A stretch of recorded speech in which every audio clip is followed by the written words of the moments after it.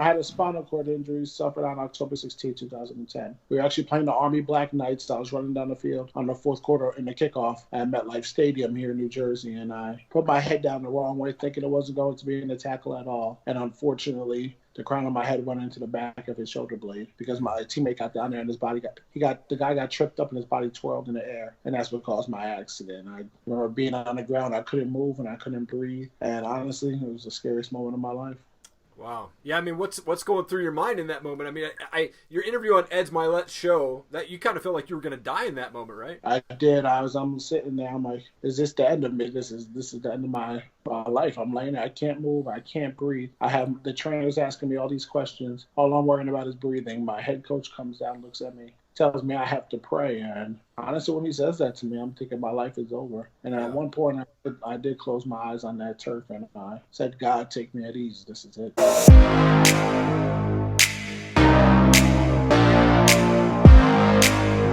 Well, Erik, again, thank you so much. You're a motivational speaker, founder of Team LeGrand, sports analyst, author. It's an honor to have you on the show today, man. I appreciate this. Hey, thank you for having me on. I really do appreciate it as well. I got to ask, you were just out there at NASDAQ, and you had your face out in Times Square. What was that experience like? That was really cool, just to go to get that NASDAQ experience, to see, how the inside of the trading world and the stocks work. And, you see it all on TV, but once you get in there, it's like, whoa, this is how it actually goes down. And then when they put my face in the middle of Times Square, like, how many times can you say that happens in your life? So right. I've had the opportunity to do it 2 times now, and every time it's pretty cool. Like you see the billboards as a kid growing up, and to see my face there, I was like, wow. Yeah, that's awesome, man.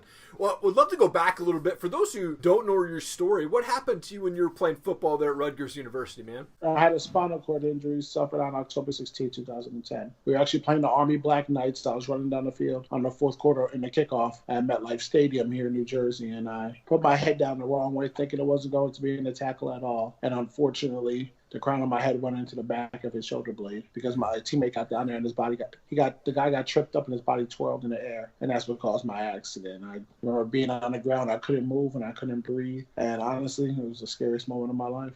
Wow. Yeah, I mean, what's going through your mind in that moment? I mean, your interview on Ed's Milet's show, that you kind of felt like you were going to die in that moment, right? I did. I'm sitting there. I'm like, is this the end of me? This is the end of my life. I'm laying there. I can't move. I can't breathe. I have the trainers asking me all these questions. All I'm worrying about is breathing. My head coach comes down, looks at me, tells me I have to pray. And honestly, when he says that to me, I'm thinking my life is over. And at one point, I did close my eyes on that turf, and I said, God, take me at ease. This is it.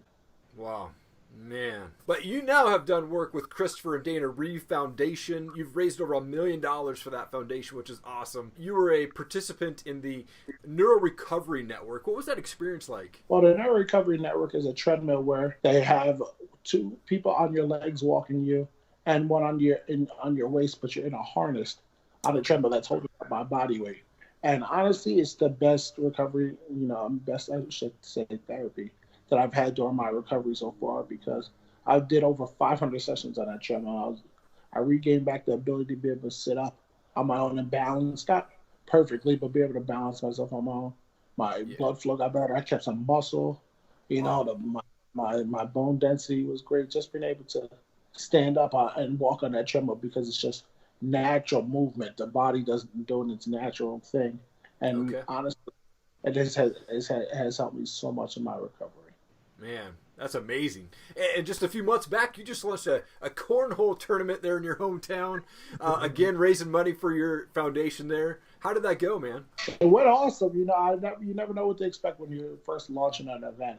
It was my first time ever doing it. I always say you got to learn to be comfortable being uncomfortable, and I stepped out of my comfort zone. And I said that people love cornhole, especially in the summertime. Let's try this out. If we can raise some money for Team LeGrand. And honestly, it's a funny story. So we ordered 120 shirts, and we had to place that order in. There was only 15 teams signed up, so that's 30 people. So I'm like, all right, we got way too many shirts. This was 2 weeks out. 2 weeks out. The Monday before the tournament, we were at 28. I said, okay, that's going to be a great time. Everyone's going to have a lot of fun. Mm-hmm. Wow. So let's just say that, hold on, let's just say Saturday when the tournament started, Yeah. we got up to 65 teams and we ran out of T-shirts and everything. It blew my mind. I had no Wow. idea people were going to that many people were going to show up, and we had an incredible time. We had 3 different divisions, and we raised some funds for the Team LeGrand, and we had a lot of fun with Dave and Buster's. Man, so cool. I have played cornhole just a couple times. I scared some people last week. I sunk 2 in a row, and I was like, yes, and then I didn't miss. I didn't make it a single one for the rest of the time I was playing, so it was kind of... You put the fear in the beginning, and then you're like, damn. I said, hey, man, I'm a natural. Never happened again. That is great. Now, you have this really cool apparel line called Shop 52 with these new role model tees, which are kind of taken off online. What inspired you to start that apparel line? Well, so many people over the years now since my entry have done shirts for me and made this, and wanted to do stuff with my foundation with T-shirts. And so many people were like, Eric, why don't you start your own clothing line? And finally, I said, you know what? I'm going to do it. I was inspired by a good friend now, Devin Still, who used to play at Penn State, went on to the Cincinnati Bengals, and his daughter had cancer. She was childhood cancer, but she overcame it, stage 4 bone cancer. And when I did his podcast, he's like, you need to have your own clothing line. And I was like, you know what? I put the icing on the cake. Everyone's been telling me that. I'm just going to do it. And I came up with a concept. I got a logo, graphic designer to design my new logo, the Believe 52, which is what, that's my motto, what I stand for. Yeah. So when we came up with Roma, I'm like, I want a cool shirt, something that is about me, that people can recognize me and think about me with. And I was like, role model, but no, I got to make it ROLL. And then one of my friends was like, you need to put the handicap sign as the O. And I was like, boom, that's got to happen. That's got to happen. Because, the inspiration comes from me, but also a little bit of the jokester side. And like you said, it has taken off. It's been less than 2 months, and it's been amazing, man. Wow. Man, I love it, dude. Love it. You seem to just be extremely busy all the time. What's next for Erik LeGrand? Yeah, right now we're in the middle of football season, so I do a lot of my radio gigs with this. So I work for the Rutgers Football Network, the radio network, and I'd go to all the games, all the home games, and do the show on there. And then also I do the pregame, halftime, and postgame for the Road Girls. I work a coach's radio show on Wednesday nights, which has been amazing. And then from there, I do stuff with the Big Ten Network, ESPN Radio, and Sirius XM, breaking out all of college football. So that's what keeps me pretty much busy all through the fall and through that last part of the year and during football season. That's awesome. Now, where are you based out of? I'm based out of New Jersey. I rebuilt my childhood house that I grew up in Avenel, New Jersey, and I'm still here. Oh, awesome, man. So cool, dude. Wanted to transition to some fun questions there for you. You have this really beautiful dog, I think, and it even has its own Instagram account. But what's your dog's name? My dog's name is Diesel. That's funny that you say that. He's a Cane Corso, which is an Italian breed from southern Italy that actually just got introduced to the States about 30 years ago. Oh, and okay. I remember I had a Rottweiler before that, and he passed away from cancer at 10 and a half back in January of 2016. And I wanted another dog, another big dog. Yeah. And all of a sudden I was looking one day, and I was reading an article on the Players Tribune, and I saw Derek Jeter, the New York Yankees baseball player, his dog. I'm like, what is that? Like I never seen that. And I ended up being able to Google it because in the article it had the name, and I never heard Cane Corso. So I looked and I saw that dog on Google. I was like, oh, yeah, I need that. That's a bad-looking dog. So I researched it, and now I have Diesel, and he's probably the nicest dog I've ever had. I always say my first dog I had was the laziest dog. I had a little Shih Tzu when I grew up. Then I got my Rottweiler, and I call my Rottweiler gangster. He didn't care what you say to him. He did what he wanted to do. Now Diesel is the most loving, just caring. He wants to please you, and he's a 140-pound mush. Wow, man. Sounds like an awesome dog, though. He really is great. Do you have a favorite type of music or favorite band that you listen to? Honestly, I'm into everything. You can have me listen to the hardest of hardcore of rap, all the way down to some classic 80s rock. Okay. I haven't gotten into the countryside yet, but I'm EDM. When I go out to the house music at the clubs, Yeah, I'm down to pop music, R&B, whatever's on the radio at the time you throw on. I'm down to listening to. I really am. I'm a very well-rounded when it comes to music. Just haven't gotten into the country yet. We'll see one day. That's awesome. Now, I think you're in the WWE Hall of Fame. Mm-hmm. Who is your favorite wrestler? Oh, I have 3 of all time. My favorite. So I'll start with to go from 3 to 2. I mean, 3 to 1. Third one is a funny one, Kane. Okay. Everyone laughs at me when I say Kane. I like him because he's 6'11", steps over the high rope, got the fire coming out, and every time he comes out, everyone's like, "Oh my God, it's Kane!" like that. I used to love that. And then number 2 is Stone Cold, because come on, yeah, everyone, you gotta love Stone Cold Steve Austin. That is my guy. And then number 1 is The Rock, because he is the people's champ. No one can work a crowd like The Rock can work a crowd. It truly is amazing. Man. I love that. I love everything that he's doing. He's really turned into something special in this entire world. Absolutely. I actually have a funny story. I used to have a roommate, and he was a wrestler, and he went by the name of Mr. Sexy. And Mr. Sexy would wear these booty shorts that said, "Too damn sexy."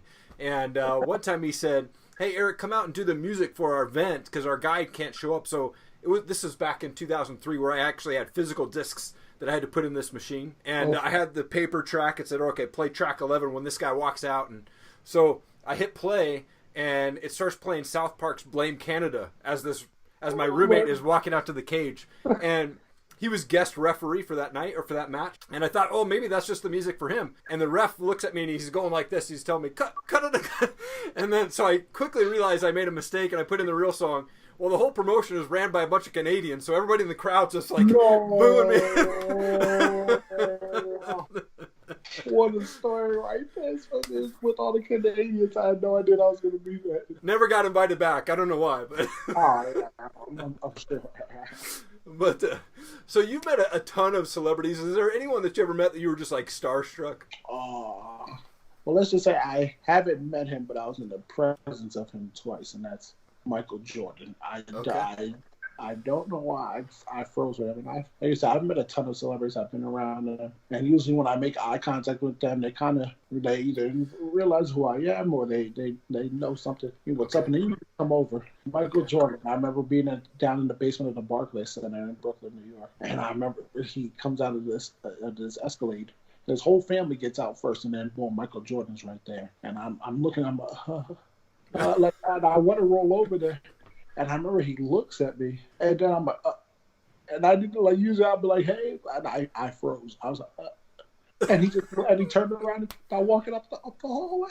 Oh no! And I was like, oh my God! And then it happened again twice. I'm like, next time I'm going to do it. It happened again twice, and I'm like, you know what? It's just not meant to be, because every time I see this guy, I freeze up and I don't know what to say.